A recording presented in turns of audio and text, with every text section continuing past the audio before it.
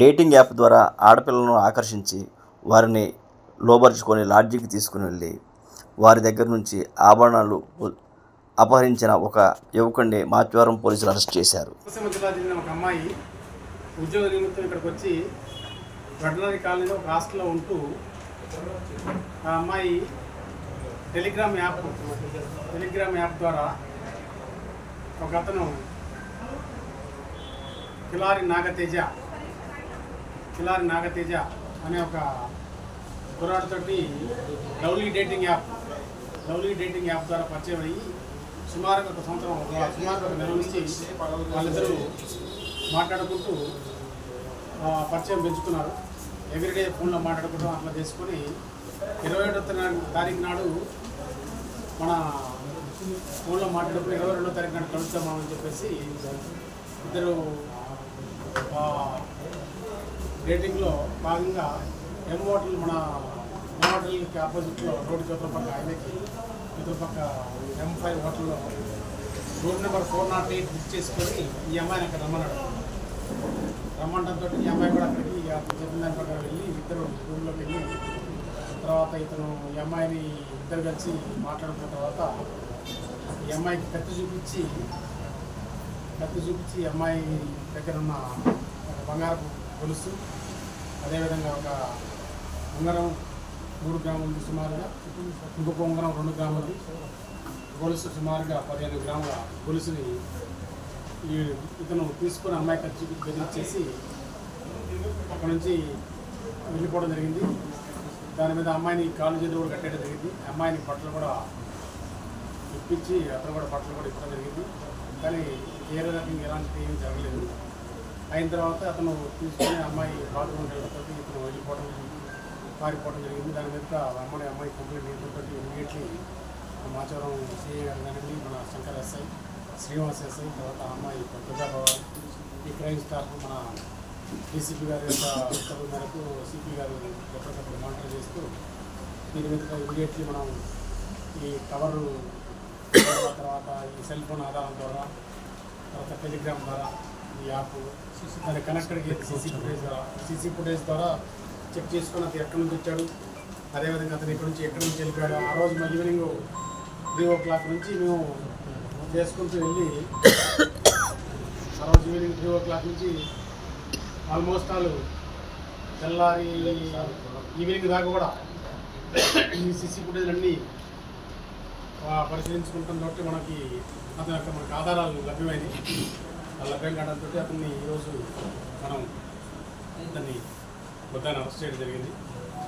ఆ ముద్దాయి దగ్గర నుంచి మనం అతని యొక్క కన్ఫెషన్ స్టేట్మెంట్ ప్రకారం అతను చేసిన నేరం అంతా ఏ రకంగా చేసింది చెప్పడం జరిగింది. ఇతను వెస్ట్ గోదావరి చెందిన ప్రకాశం జిల్లా ప్రీవియస్ ఉండేది, ఇప్పుడు బాపట్ల జిల్లా అయింది. బాపట్ల జిల్లాలో సూదివారిపాలెం అనే ఒక గ్రామం ఉండేది. అది ఆ గ్రామంలో రైతు వారి కుటుంబంలో వాళ్ళ ఫాదర్ మదర్ ఉండేవాళ్ళు. దాని తర్వాత వాళ్ళు ఎప్పుడో 30-25 years బ్యాక్ హైదరాబాద్ వెళ్ళిపోవడం జరిగింది. అక్కడ వాళ్ళ ఫాదర్ మదర్ వర్క్ చేస్తూ ఉండి 2 కొడుకులు, వీడు పెద్దోడు, వీడు BRS ఇంజనీరింగ్ కాలేజ్లో computer science, artificial intelligence, machine learning అని AIML చేసుకుంటూ దీని మీద కొద్దిగా సెల్ ఫోన్ మీద, కంప్యూటర్స్ మీద కొద్దిగా అవగాహన ఉన్న వ్యక్తి. అతను మ్యాక్సిమం ఈ యొక్క దొంగతనాన్ని ట్రేస్ చేయకుండా ఉండటం కోసం అతను సెల్ ఫోన్ని డైరెక్ట్గా మాట్లాడలేదు, మామూలుగా టెలిగ్రామ్ ద్వారా మాట్లాడతాం అట్లా చేశాడు.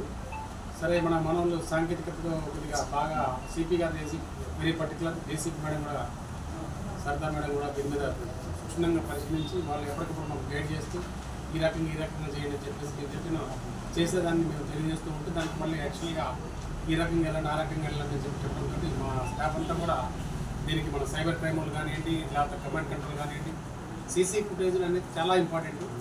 ఈ సీసీ ఫుటేజ్ల వల్ల మన ఈ మధ్యకాలంలో సిపి గారు వచ్చిన తర్వాత దీన్ని స్పెసిఫిక్గా సీసీ ఫుటేజ్ పెట్టించిన అన్ని చోట్ల చేయడం చెప్తుంది. దీంతో మన పడమట మర్డర్ కేసు సీసీ ఫుటేజ్ ద్వారానే తెలిసింది. తర్వాత ఇది సీసీ ఫుటేజ్ ద్వారా తెలిసి మొన్న 20 మోటార్ సైకిల్ మనం మాచవరంలో డిటెక్ట్ చేయడం జరిగింది. అవి కూడా 100% సీసీ ఫుటేజ్ ద్వారా. ఈ 3 కేసులు కూడా లేటెస్ట్గా సీసీ ఫుటేజ్ మనం దాని మీద అంతకుముందు మాకు ఐడియా లేదు, అంత పెద్దగా అబ్జర్వ్ చేసేవాళ్ళం, చూసేవాళ్ళం కాదు. దాని తర్వాత మేము అంతకుముందు క్రైమ్ జరిగితే కొద్దిగా అలసత్వంగా ఉండేవాళ్ళం. ఎప్పుడైతే క్రైమ్ జరిగింది, ఇలాంటి క్రైమ్ జరిగిందో దాని మీద సిపి గారు ఎప్పటికప్పుడు pin to pin, time to time అది ఇమీడియట్లీ స్పర్ ఆఫ్ మూమెంట్లో యాక్షన్ తీసుకుంటేనే అది డిటెక్ట్ అవుతున్న ఉద్దేశంతో అఫెన్స్ అయిన దగ్గర నుంచి ఆల్మోస్ట్ ఒక రోజున్నర వరకు కంటిన్యూషన్ మానిటరింగ్ చేసి కంటిన్యూషన్గా మనం టైం టు టైం అంటే 10 minutes, 15 minutes, 20 minutes అట్లా చేయడంతో దాన్ని కంటిన్యూషన్గా డిఫరెంట్ వింగ్స్కి అలాట్ చేసి పంపడంతో ఒక పక్కన ఒకరు డిఫరెంట్ అన్ని రకాల ఒకరు సీసీ ఫుటేజ్, ఒక కెమెరాలు, సెల్ ఫోన్ డీటెయిల్స్, ఒక కాల్ డీటెయిల్స్, టవర్లో డీటెయిల్స్, అట్లా ఒక ఐపీ అడ్రస్లు అట్లా అన్ని వింగులకి కూడా చేయడంతో ఏమైతుందంటే కేసులు కూడా ఈజీగా ఆ నేరం జరిగిన ఒక రోజు 2 మనకి డిటెక్ట్ అవుతుంది. వాడు ఎంత జాగ్రత్త తీసుకున్నా కూడా మన యొక్క ఆఫీసర్స్ యొక్క గైడెన్స్ తోటి, ఆధారాలతో ఈ యొక్క కేసులు డిటెక్ట్ చేయడం జరుగుతుంది. అదేవిధంగా ఇది అట్లా చేశాడు. తర్వాత ప్రీవియస్ కూడా ఇతను హైదరాబాద్లో మైనాబాద్లో ఒక లేడీని బండి మీద ఎక్కించుకుపోయి అమ్మాయికి కత్తి చూపించేసి అక్కడ పోలీసులు ఉంచడం జరిగింది. అదేవిధంగా హైదరాబాద్ ఎల్బీ నగర్లో ఒక హోటల్లో, అదేవిధంగా చేతినపూర్ కాలంలో ఒక హోటల్లో కూడా ఒక 2 అమ్మాయిలు దొంగతనం చేయడం జరిగింది. హైదరాబాద్లో మైనాబాద్లో కూడా అరెస్ట్ చేయడం జరిగింది. ఆ 2 కేసులో కూడా జైలుకి వెళ్ళడం జరిగింది. జైలుకి వెళ్ళి లాస్ట్ ఈ ఇయర్ ఫిబ్రవరిలో రిలీజ్ అయ్యి వచ్చి మళ్ళీ ఇది చేయడం జరిగింది. ఈ రకంగా ఈ నేరాలకు పాల్పడతా ఉన్నాడు. ఆ ఎడ్యుకేషన్ కూడా ఇంజనీరింగ్ చేసిన ఎడ్యుకేషన్ ఉన్న వ్యక్తి కాబట్టి ఈ రకంగా ఇతని అమ్మాయిని చీటింగ్ చేసి అమ్మాయిలు కూడా ఈజీగా ట్రాప్ అవుతున్నారు. మెయిన్గా చెప్పాల్సింది ఏంటంటే దీంట్లో ఈ అమ్మాయిలు కూడా డేటింగ్ చేసడం కానివ్వండి, టెలిగ్రామ్ కానివ్వండి, వాట్సాప్ కానివ్వండి, ఇన్స్టాగ్రామ్ కానివ్వండి, స్నాప్చాట్లు కానివ్వండి, ఇలాంటి వాటిల్లో ఈ లవ్ డేట్ యాటింగ్లో యాప్లలో అన్నెసెసరీగా ఇన్వాల్వ్ అయిపోయి ఈజీగా మెండ్ అయిపోయి అసలు వాడికి ఎవరో తెలియదు, ఈ అమ్మాయి ఎవరో తెలియదు. జస్ట్ అయితే 1 monthలో ఓన్లీ ఫోన్ ద్వారా మొఖాలు కూడా చూసుకోలేదు. ఫోన్ ద్వారా పరిచయం అయిపోయి అతను లాడ్జ్ చేయడమంటే రావడం అనేది కూడా మన లేడీస్ తరఫు నుంచి కూడా, అమ్మాయిల తరఫు నుంచి కూడా చాలా బ్లండర్ మిస్టేక్ చేస్తున్నారు. కాబట్టి ముఖ్యంగా చెప్పేది అంటే లేడీస్ని కూడా హెచ్చరిస్తున్నాం, లేడీస్ని కూడా రిక్వెస్ట్ చేస్తున్నాం. ఎవరన్నా డేటింగ్ యాప్లో కానీ ఇటువంటి వాటిలో కానీ ఏదన్నా ఇట్లాంటి పరిచయాలైనప్పుడు కేర్ఫుల్గా జాగ్రత్తగా చెక్ చేసుకోవాల్సిన పరిస్థితి ఉంది.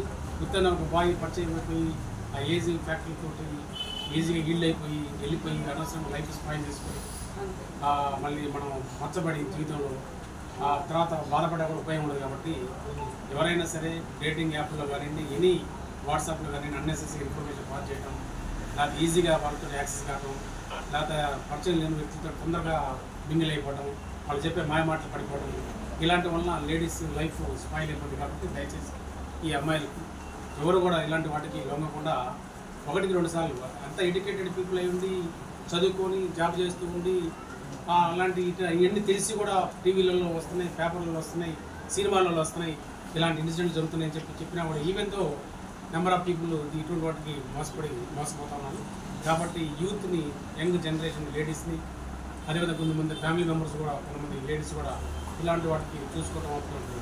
పరిచయాలు కావడం కూడా అట్లాంటివి కూడా కొంతమంది చెప్పుకొని ఉన్నారు చాలామంది ఉన్నారు. కాబట్టి ఇలాంటి వాటికి ఎవరు కూడా బెండ్ కావద్దని చెప్పేసి మీ అందరి ద్వారా మాకు లేడీస్కి తెలియజేయాలని చెప్పి కోరుకుంటూ, జనగణనతో పాటే సమగ్ర ఓబీసీ కులగణన జరగాలని ఆంధ్రప్రదేశ్ బీసీ సంక్షేమ సంఘం రాష్ట్ర అధ్యక్షులు కేసన శంకర్రావు డిమాండ్ చేస్తూ విజయవాడలో మహార్యాలీని నిర్వహించారు.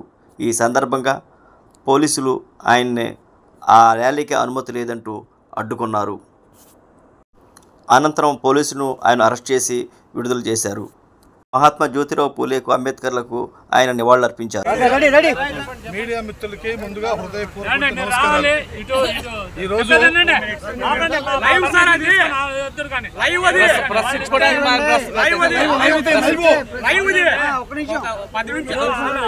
మీడియా మిత్రులకి ముందుగా హృదయపూర్వక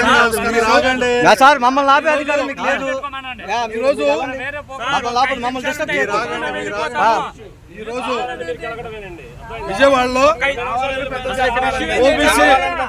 ఓబీసీ కులగణాంకాలు చేయాలని గత 10 రోజుల క్రితమే సిపి గారిని కలవాలని మేము వెళ్ళినప్పుడు సిపి గారు బిజీగా ఉండటం వలన అక్కడ ఉన్నటువంటి ఏసీపీ గారికి రిప్రజెంటేషన్ ఇవ్వమని చెప్పడం జరిగింది.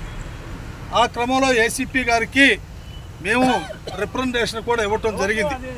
అయ్యా 27వ తారీఖున ఇందిరాగాంధీ స్టేడియం నుంచి నడుస్తూ పాదయాత్ర చేసుకుంటూ అంబేద్కర్, పూలేకి విగ్రహాలకి నివాళులర్పించి వారికి మెమోరాండం ఇవ్వటానికి ఈ కార్యక్రమం పెట్టుకున్నామని చెప్పని పోలీస్ అధికారులందరూ కూడా తెలియజేసినటువంటి విషయం వాస్తవం. కానీ పోలీసు వారు ఈరోజు మా మీద చూపించినటువంటి జులుము ఇంత అంత కాదు. అన్ని జిల్లాల నుంచి కూడా దాదాపు 1000 మందికి పైగా బీసీ కుల సంఘ నాయకులందరూ కూడా సమావేశం అవటం జరిగింది.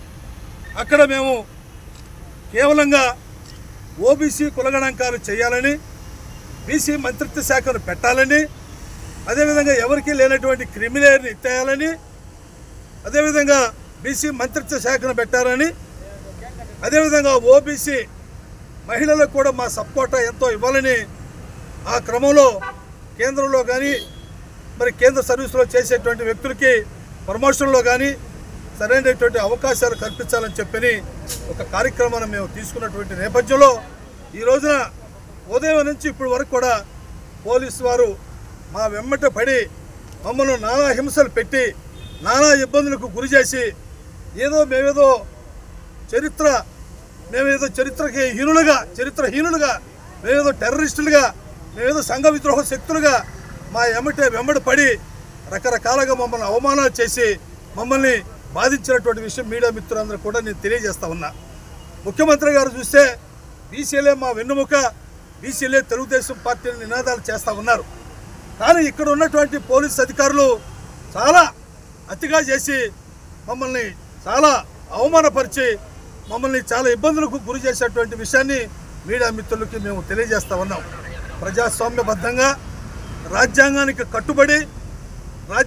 కట్టుబడి మేము ఆనాడు మహాత్మా జ్యోతిరావు పూలే సామాజిక తత్వేత, డాక్టర్ బిఆర్ అంబేద్కర్ భారత రాజ్యాంగ నిర్మాత, వాళ్ళు ఏదైతే ఈ అణగారిన వర్గాలకి దిక్సూచిగా ఉండి వారికి దిశ ఏర్పాటు చేసినటువంటి మహానుభావులు వారి యొక్క ఆలోచన విధానాన్ని, అదేవిధంగా వారి యొక్క సంస్కరణని మేమంతా కూడా ప్రజలు చైతన్యపరిచి బలహీన వర్గాలకి దాదాపు 76 సంవత్సరాలతో స్వతంత్రం వచ్చి ఇంతవరకు మనకు ఎక్కడేసినటువంటి గొంగడి అక్కడే ఉన్నదని చందనంగా మేము ఇవాళ ప్రజలు చైతన్యపరుస్తూ ఉంటే ఇది ఒక గోండాగిరిలాగా వాళ్ళు ఇష్టానుసారంగా మమ్మల్ని హెరాస్ చేసి ఎంత ఇబ్బందులకు గురి చేశారో పోలీసు వారిని మేము తక్షణమే మరి సంబంధించిన అధికారులు కానీ సంబంధించినటువంటి మంత్రులు కానీ ముఖ్యమంత్రి గారికి మేము విన్నవిస్తూ ఉన్నాము. ఎందుకంటే మేము కూడా భారతదేశంలో ఒక పౌరులమే, మాకున్నటువంటి హక్కులు మేము కాపాడుకోవటానికి ప్రజాస్వామ్యబద్ధంగా నిరసన తెలియజేసేటువంటి హక్కు మాకు లేదా నేను అడుగుతా ఉన్నాను.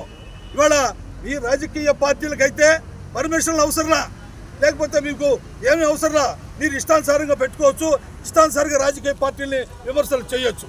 కానీ మేము మా వర్గాలకి అన్యాయం జరుగుతూ ఉంది, కేంద్ర రాష్ట్ర ప్రభుత్వాలు ఈ విధంగా అన్యాయం జరుగుతూ ఉంది, దీన్ని మాకు న్యాయం చేయండి బాబు అని చెప్పని మేము ప్రాధేయపడి మేము అనేక లక్షలాది రూపాయలు ఖర్చు పెట్టి మరి దూర ప్రాంతాల నుంచి కూడా బీసీ కుల సంఘ నాయకులందరూ కూడా ఈ రోజున ఇక్కడికి ప్రవేశపెట్టి ఇది ఒక చారిత్రాత్మకమైనటువంటి విప్లవాత్మకమైనటువంటి కార్యక్రమాన్ని మేము తీసుకుంటే దీన్ని పోలీసు వారంతా కూడా ఈరోజు చిన్నాభిన్నం చేసి వ్యవస్థల్ని భ్రష్టు పట్టించి మా యొక్క హక్కుల్ని కాలరాచే విధంగా పోలీసు వారు పొద్దు నుంచి ఇప్పటి వరకు కూడా మరి కనీసం రాత్రి ఉదయం నుంచి కూడా పోలీసు వారు ఇష్టానుసారంగా మాట్లాడుతూ ఉన్నారు. మీకు పర్మిషన్ లేదంటున్నారు. అయ్యా మేము పర్మిషన్ 10 రోజుల క్రితం పర్మిషన్ పెట్టాం, ఆ పర్మిషన్ని ఇచ్చారా ఇవ్వలేదనేది కనీసం మాకు మాట మాత్రం కూడా తెలియజేయలేదు. కనీసం మా హక్కులు మేము కాపాడుకోవటానికి మరి ఈ రకమైనటువంటి పరిస్థితిని కల్పించారంటే ఇది చాలా బాధాకరమైనటువంటి. మరి ఈ దేశానికి సంపదను సృష్టించేటువంటి బలహీన వర్గాలకి, అదేవిధంగా చట్టసభలో న్యాయం జరగాలన్నా, అదేవిధంగా మరి స్థానిక సంస్థల్లో న్యాయం జరగాలన్నా మా యొక్క జాతీయ స్థాయిలో కులగణాంకాలు చేయండి, మా వాటా మాకు ఇవ్వండి అని చెప్పని మేము అనేక విధాలుగా నిరసన కార్యక్రమాలు తెలియజేస్తూ ఉంటే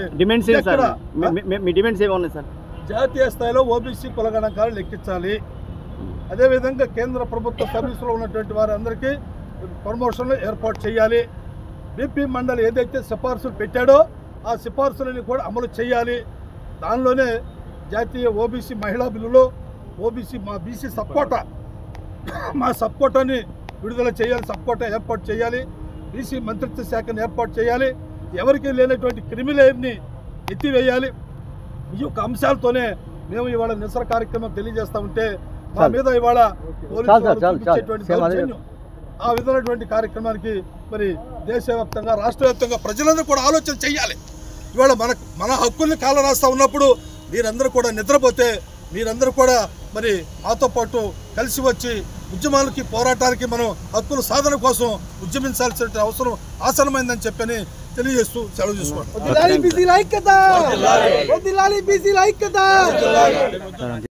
Andhra Pradesh backward classes other backward employees welfare association కార్యవర్గం సమావేశాన్ని విజయవాడ బాలోత్సవ భవన్లో నిర్వహించారు.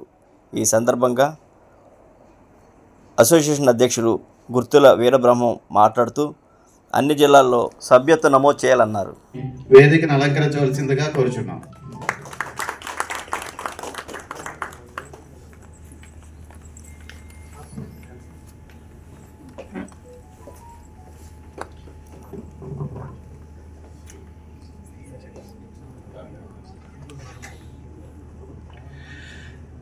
మన రాష్ట్ర ప్రధాన కార్యదర్శి శ్రీ పక్కి భూషణరావు గారిని వేదికను అలంకరించవలసిందిగా కోరుచున్నాం. అలాగే మన రాష్ట్ర associate president Shri B Kedareswararao గారిని వేదికను అలంకరించవలసిందిగా కోరుచున్నాం. ఈ సమావేశాన్ని నడిపిస్తున్నటువంటి శ్రీ వై శంకర్రావు గారు, మన సంఘం రాష్ట్ర కోశాధికారి, వారిని కూడా వేదిక మీద రావాల్సిందిగా నేను కోరుతున్నాను. Thank you sir. Thank you.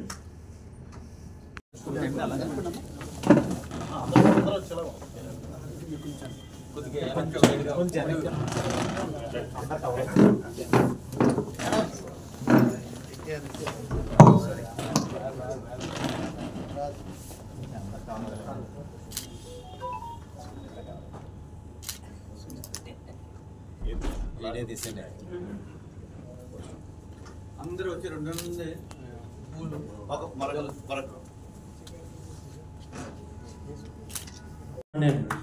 ఎందువల్లంటే ఇంతకుముందు నేను గత 30 సంవత్సరాల నుంచి ఈ సెక్రటరియట్లో బీసీ అసోసియేషన్ నడుపుతున్నాము. ఎవరున్నా లేకపోయినా కూడా మేము నడుపుతూనే ఉన్నాం. తర్వాత అన్ని జిల్లాలో తిరిగాను నేను ఈ బీసీ దీనికోసం. అయితే ఇప్పుడు కొద్దిగా ఏంటంటే హెల్త్ బాగోగా కొద్దిగా ఇప్పుడు తిరగట్లేదు. కానీ ఇంతకుముందు రెగ్యులర్గా సండే సాటర్డేలు వచ్చినాయి అంటే ఏదో ఒక జిల్లాలో బీసీ ఓబీసీ మీటింగులకు అటెండ్ అవుతూ ఉండేవాడిని. ఇప్పుడు మన ప్రెసిడెంట్ గారు చెప్పినట్లు, వీరబ్రహ్మం గారు చెప్పినట్లు ఖచ్చితంగా వారు ఏమన్నా డెసిషన్ తీసుకొని మాకు తెలియజేస్తే మేము దాన్ని ఖచ్చితంగా ఆమోదించి వారికి ఎప్పుడు కూడా సహకరిస్తామని చెప్పి సెక్రటరీ తరఫున తెలియజేస్తాం. ఒకటి.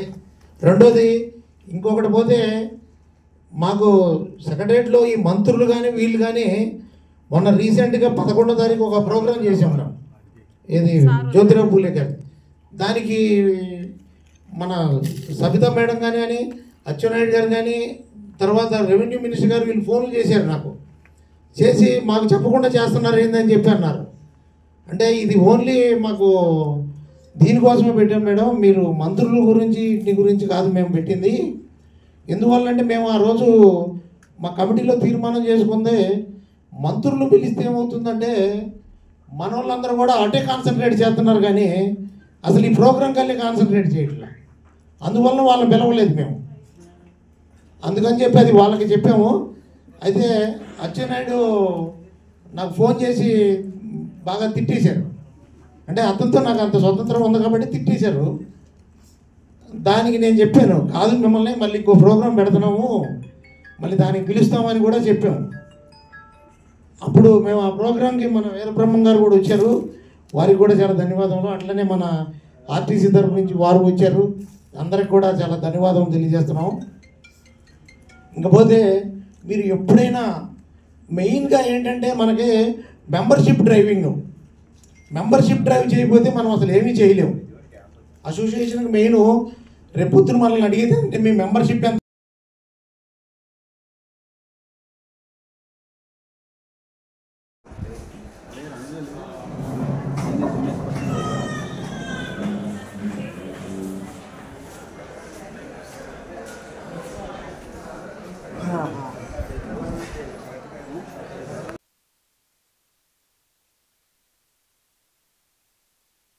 ఫింగర్ రింగ్స్లో కానీ నెక్లెస్, హారం, వడ్డానం, సో అన్ని లాట్ ఆఫ్ వెరైటీస్ అనేది ఈ 9 days ఎక్స్పోలో ఉంటాయి. సో మనకి దీనికంటే స్పెషల్ ఆఫర్ కూడా ప్రొవైడ్ చేస్తాం అనమాట. డైమండ్ స్టోన్ వ్యాలీ మీద అప్ టు 20% ఆఫర్ అనేది కూడా అవైలబిలిటీ ఉంది. సో కస్టమర్కి ఇప్పుడు రేట్ కూడా బాగా హైలో అవుతుంది కాబట్టి 10% అడ్వాన్స్ పే చేస్తే మనం గోల్డ్ రేట్ అనేది బ్లాక్ చేసిన ఫెసిలిటీ కూడా మనం ప్రొవైడ్ చేస్తున్నాము. సో మెయిన్గా ఏంటంటే ఈ షో అనేది కస్టమర్స్ ఎవరైతే ఉన్నారో వాళ్ళు పర్చేస్ నీడ్ని బట్టి number of designs, models, collections అనేది అవైలబిలిటీ ఉంటుంది. సో అందరి కస్టమర్స్ ఈ అవకాశాన్ని సద్వినియోగం చేసుకుంటారని మనస్ఫూర్తిగా కోరుకుంటున్నాను. హాయ్ అండి, అందరికీ నమస్కారం. నా పేరు పూజిత. నేను యూఎస్లో వర్క్ చేస్తూ ఉంటాను. So I will be coming here India and every time whenever I come India I'm like back-to-back customer to this Malabar Gold and Diamonds andi, especially in the Vijayawada branch. So multiple times like ఇందుకు ఇది నా go to అయింది అంటే ఇక్కడ exquisite collection అనేది చాలా బాగుంటుందండి, especially in the diamonds and they are like unique collections. And if you want to have like daily wear or sleek or also the bridal collections చాలా హ్యూజ్ హెవీ సెట్స్ కూడా దొరుకుతాయండి మీకు. So what stands out Malabar compared to other stores is because the trust between the customer and the store, a brand andi. So మీరు పదాకలు వస్తే మీకు అర్థమవుతుంది. Like the even offer the other things like even like అంటే like 1 year life long warranty ఇస్తారు, maintenance ఇస్తారు. So this is very useful for the people customers అండి. My name is Krittika. నేను ఒక ఆర్కిటెక్ట్ని. Also I'm model miss Andhra Pradesh 2024లో participate చేశాను. నేను 5 years నుంచి ఇక్కడ ఒక రెగ్యులర్ కస్టమర్ని. I really love the designs are they have a vast collection and I really love all of them. నమస్తే అందరికీ, నా పేరు ప్రణవి. నేను మేకప్ ట్రైనర్ని ఇక్కడ విజయవాడలోనే. సో నేను చాలా నాళ్ళ నుంచి మలబార్లో తీసుకుంటూ ఉన్నాను. అండ్ రీసెంట్గా నేను తీసుకున్న స్మాల్ టాప్స్కి నాకు చాలా మంచి రివ్యూస్ వచ్చినాయి. చాలామంది అడిగారు ఎక్కడ తీసుకున్నావు అని. I definitely